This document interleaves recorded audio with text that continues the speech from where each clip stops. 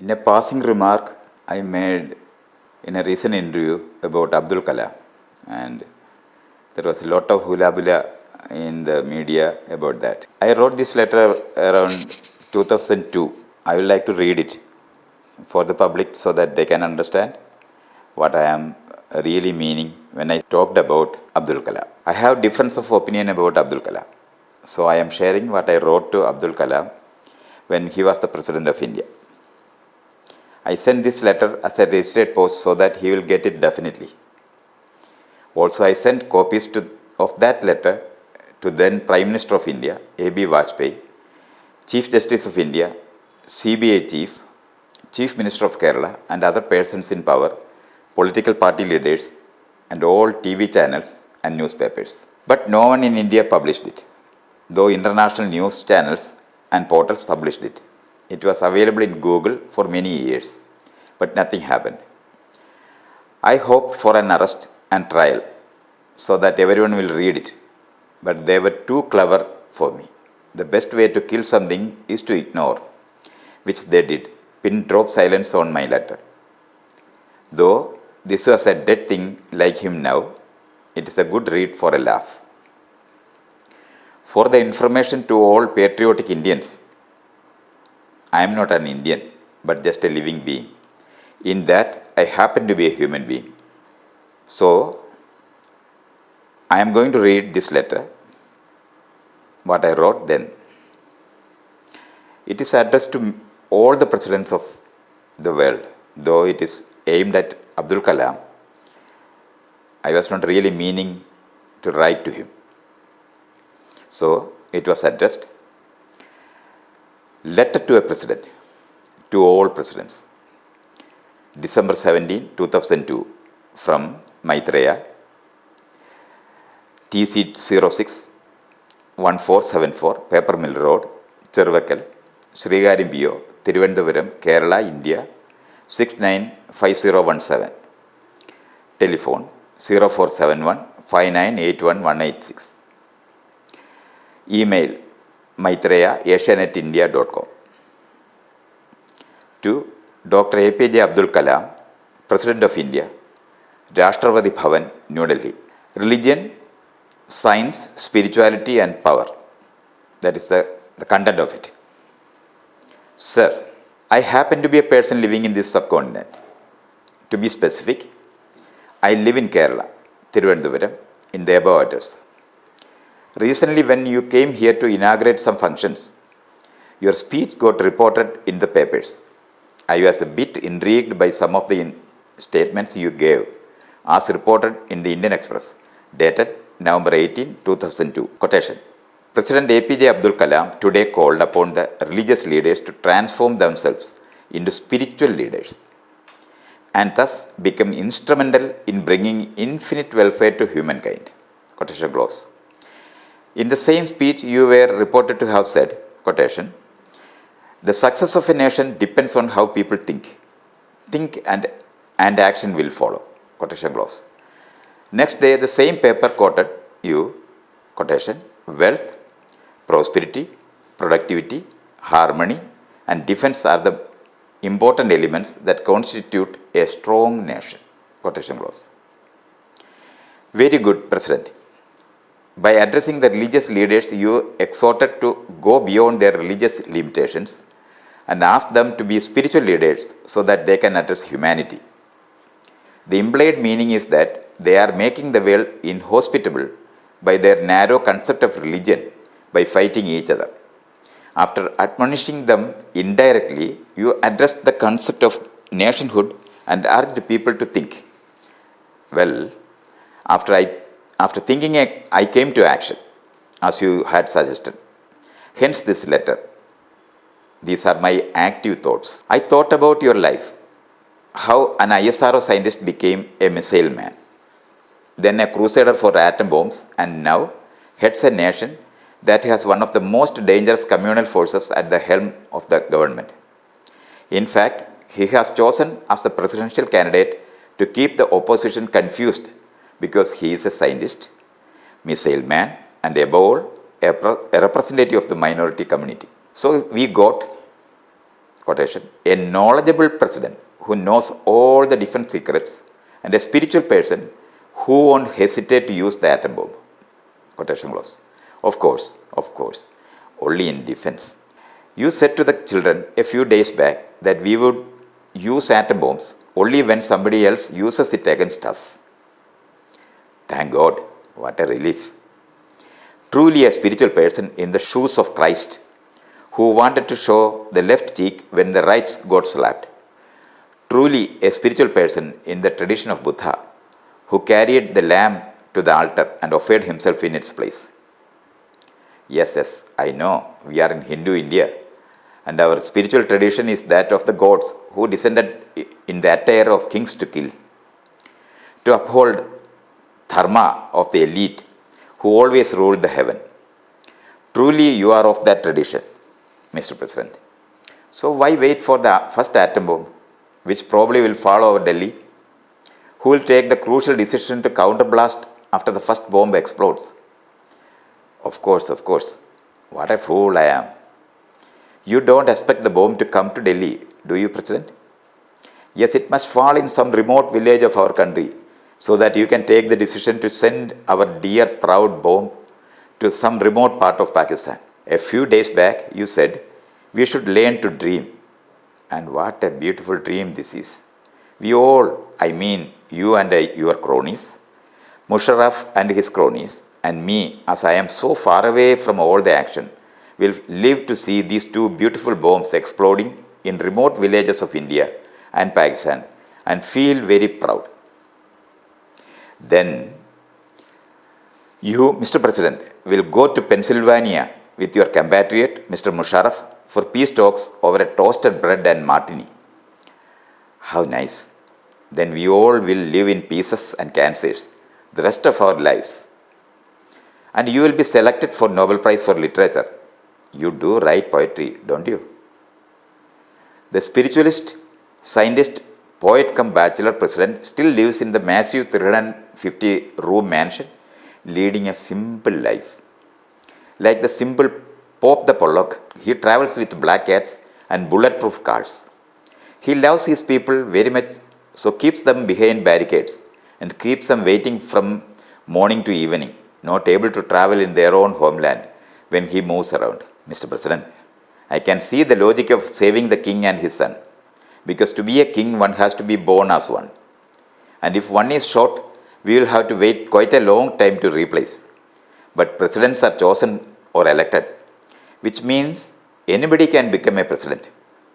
I mean, there is no dearth of presidents. Then why should we spend so much money and energy to save the presidents and ministers? When somebody shoots one, we will simply replace him or her, and that we will defeat the terrorists because they will run out of bullets.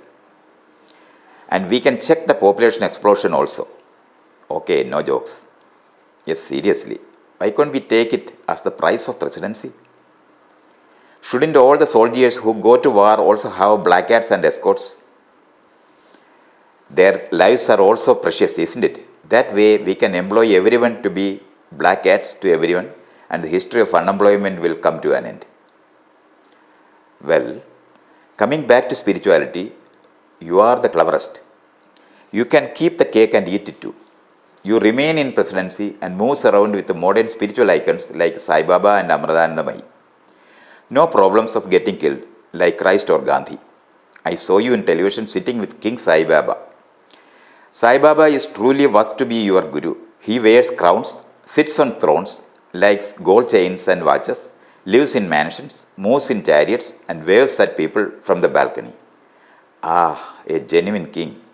Now we have a budding queen who ditto copies everything. Madam Amritanandamayi. You see them as real spiritual leaders, don't you? Both have computer colleges, super specialty hospitals, throngs of schools, and empty in the followers, who are ready to slither in front of them. Oh, I forgot. They can sing and arrange shows like Michael Jackson. What more can we ask from spiritual persons? Of course, Sai ran away from his would-be shooters. Where had his magic gone? Hospital and schools. The Christian clerics knew this secret before. They came with Bible, schools and hospitals. Now we too have missions, the Daisy type. The above two are your type of spiritual leaders, aren't they? You might have them in your mind when you are the Christian clergy to be spiritual leaders. Spirituality and nationhood. You are a magician, my lord, a real magician. You can join the impossible. Spirituality, defense, nationhood. How easy for you. We have a local magician here, Vellapalli Nadesan. You have met him at Shivagiri, Varkala, when you delivered one of these heartthrob speeches. He can easily talk of Narayana Guru's teachings, visions and caste politics in the same breath. Please take him with you. Keep him on the right hand side like Christ sitting near God. When you are tired of presidency, you can relinquish the power to him. He is a historian par excellence. He is interpreting recent history very uniquely in a useful way to him, like spiritualism in defense of nationhood. A little difference here. While you are a scientist politician mixing atom bomb with spiritualism, he is a casteist politician mixing Vedanta with Hooch. A forgivable difference indeed. Mr. President, you said India would be a strong and prosperous country in 20 years from now. I have no doubt about that. With all the missiles and atom bombs, who can deny that? You have spent $1,064 million for arms import in 2002, and now we have 13 lakh and 3,000 armed forces personnel. And I have no numbers available for all the 1,000 varieties of paramilitary forces. Then the increased number of state police personnel and police stations in all the villages, the ever-growing number of jails and wardens along with the brimming inmates. Definitely, India is going to be strong. No, very, very strong. But to become prosperous with 23% of population undernourished, 26% infants with low birth weight, and maternity mortality ratio 540 per 100,000 births. Bracket source, Human Development Report 2002. Don't you think it will be little far-fetched? And you are a scientist. My goodness, how can you go wrong? You meant the real people, the people who matters, the top 20% will be prosperous. Yes. They will have 3 cars each. Good balance in the Swiss banks, mansions all over the world, and would be trotting the globe in your rockets. What a beautiful dream. You are a visionary, Mr. President. Your vision is as transparent as your smile. Last year, I attended a human rights conference where a magistrate from one of the eastern border states told his harrowing experience at the hands of the border security forces, which is actually ruling them. The BSF arrested somebody and produced him before the magistrate. All he did was that he granted bail to the person.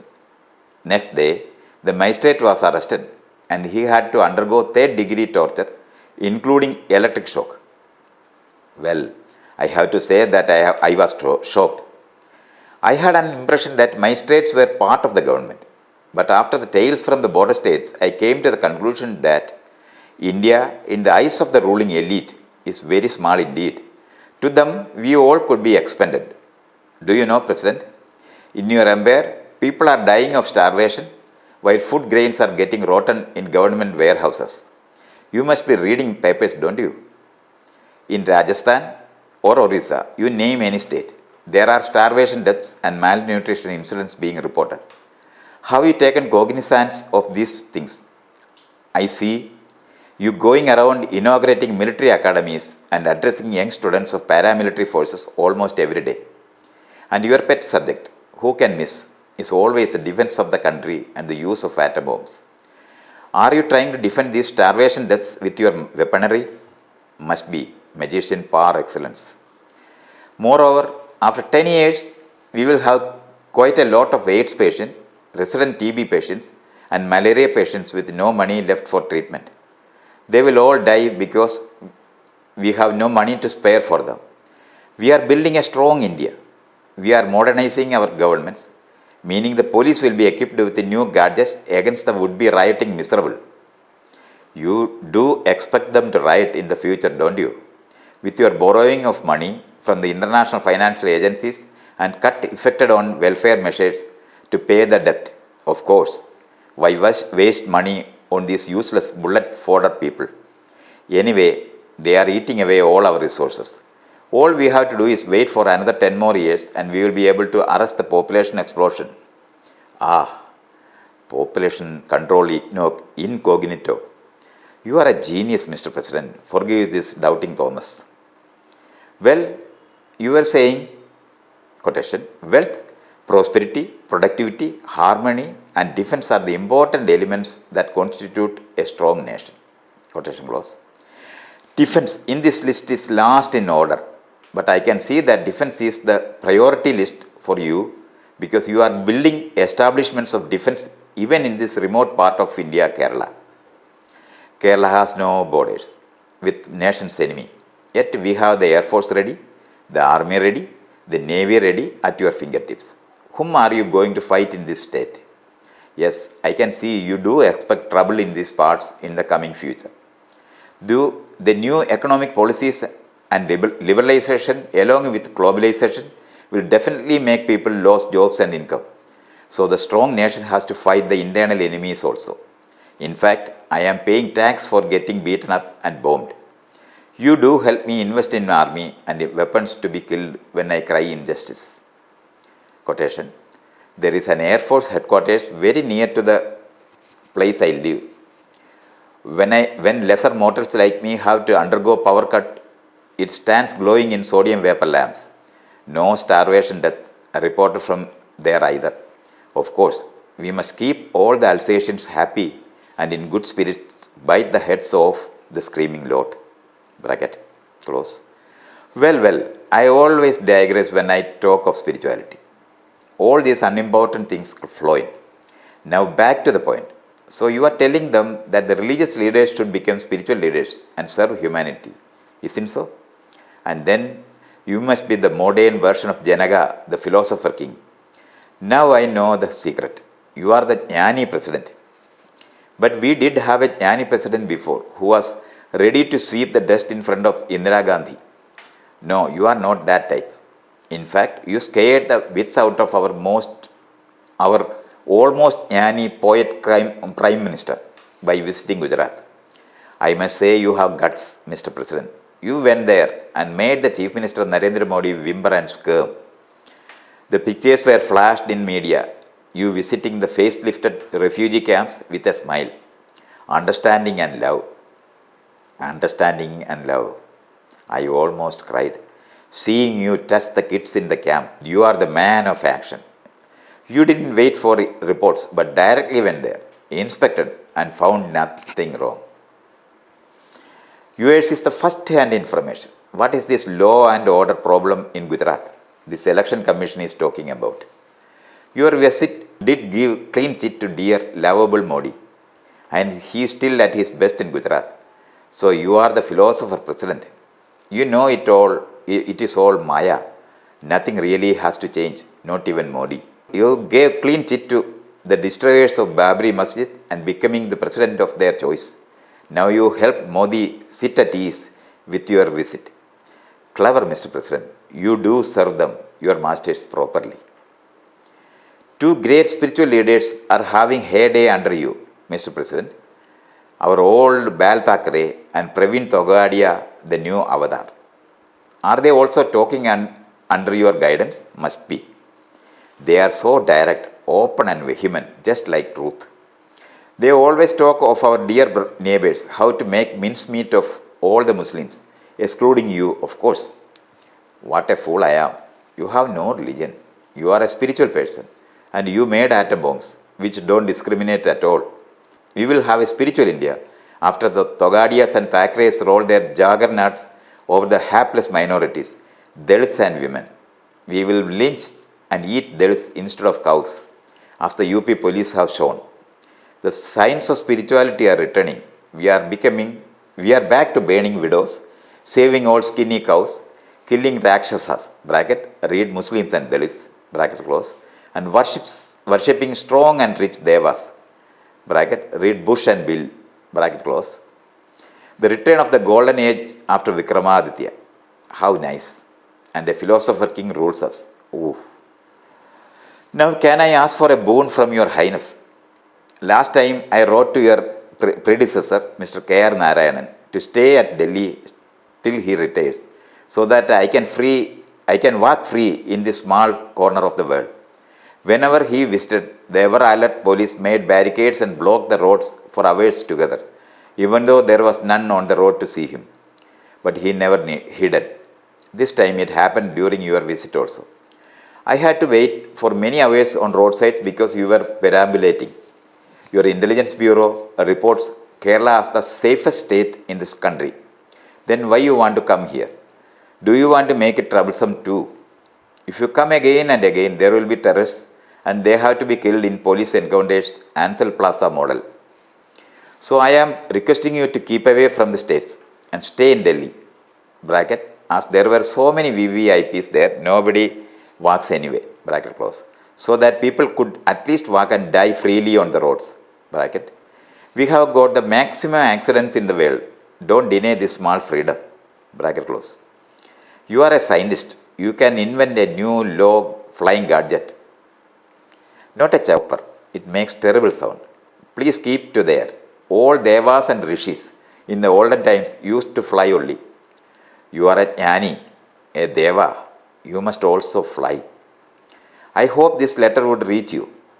Most probably, your ever-alert police will send a vehicle and escort me to a safe haven far away from this madding crowd for writing this letter. Maybe they will send a truck to meet me on the road. Sometimes we have to do things discreetly. Or there are many Ansel Plaza models available to us. In our developing democracy, things like that happen. I won't be surprised. Anyway, read high, my Annie. Your knowledge is supreme. Move around and propagate it. Now that Modi has won in Gujarat, we can expect a very, very strong India. With love and no respect. Maithreya. Points to ponder on your strong India. Soldiers throw two men out of the running train.